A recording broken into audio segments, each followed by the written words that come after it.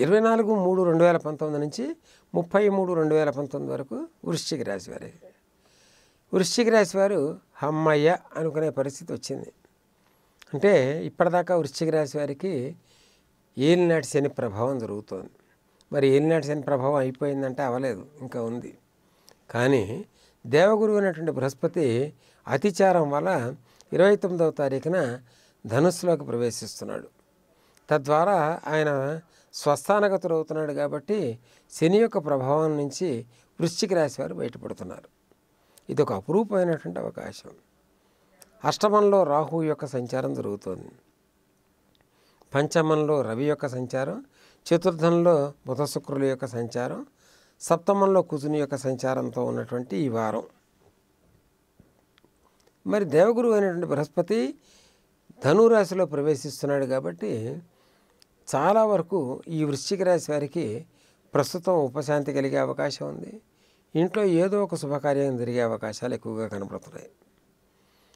ఇది ఒక సిద్ధాంతాన్ని అనుసరించి ఇది కనుక బీరేజ్ వేసుకున్నట్టయితే మరి అష్టమంలో ఉన్నటువంటి రాహు ఆయన మనం విస్మరించడానికి అవకాశం లేనటువంటి పరిస్థితి.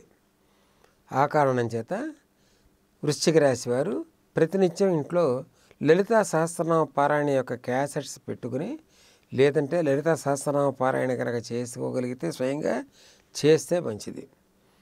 ఇది కూడా చేయలేనటువంటి వారు ముత్తైదువుల్ని పిలిచి, కనీసం 5 మందికి తక్కువ లేకుండా ముత్తైదువుల్ని పిలిచి గోత్రనామాలు చెప్పించుకుని వాళ్ళ చేత లలితా సహస్రనామ పారాయణ కనుక చేయించుకుని, తదనంతరం వాళ్ళకి సువాసిని పూజగా కనుక వాళ్ళకి తగినటువంటి వస్తువులన్నీ కనుక సమర్పించగలిగినట్టయితే అది విశేషమైనటువంటి లాభప్రదంగా ఉంటుంది. ఒకవేళ ఇంట్లో ఇది కనుక చేయించగలిగే పరిస్థితి లేకపోతే దేవాలయాల్లో, అమ్మవారి యొక్క ఆలయాల్లో ఈ రకమైనటువంటి ప్రయత్నం కనుక చేసినట్టయితే వృశ్చిక రాశి వారికి ఏలినాటి శని ప్రభావంతో ఇప్పటిదాకా పడుతున్నటువంటి ఇబ్బందుల నుంచి బయటపడే అవకాశాలు ఎక్కువగా ఉన్నాయి. కొంత ఉపశాంతి కలుగుతోంది. ఈ ఉపశాంతి కలిగే ఈ సమయాన్ని బ్రీతింగ్ టైం అంటాం దీన్ని. ఇటువంటి దాన్ని ఉపయోగించుకోగలగాలి. ఉపయోగించుకుని రాబోయే సమయంలో మళ్ళీ దేవగురువు అయినటువంటి బృహస్పతి వెనక్కి వస్తాడు. అంటే మళ్ళీ వృశ్చికంలో ప్రవేశిస్తాడు.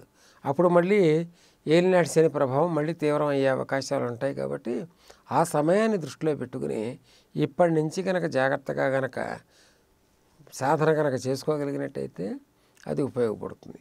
మరి సాధన చేయాలంటే ఇంకొక ప్రక్రియ కూడా ఉంది వృశ్చిక రాశి వారికి. స్ఫటికంతో తయారైనటువంటి శ్రీచక్రం.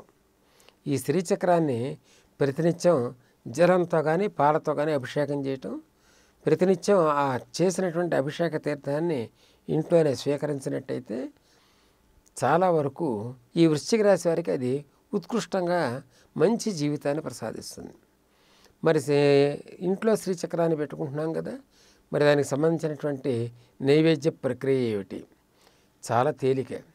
పాలు, పెసరపప్పు, నానవేసినటువంటి పెసరపప్పు 1 చెంచాడు, లేదంటే అవకాశం ఉంటే డ్రై ఫ్రూట్స్, ఇంత మాత్రం నైవేద్యాన్ని కనుక అమ్మవారికి సమర్పించగలిగితే చాలు. ఇది కనుక చేయగలిగితే వృశ్చిక రాశి వారికి సుఖకరమైనటువంటి జీవితాన్ని తప్పనిసరిగా పొందే అవకాశం భగవంతుడు ప్రసాదించినటువంటి అనుకూల సమయం. కాబట్టి ఇది ఒక రకంగా వరమే. ఈ వీడియో గనుక మీకు నచ్చినట్లయితే లైక్ చేయండి, షేర్ చేయండి. మరిన్ని వీడియోస్ కోసం మా ఛానల్ను సబ్స్క్రైబ్ చేయండి.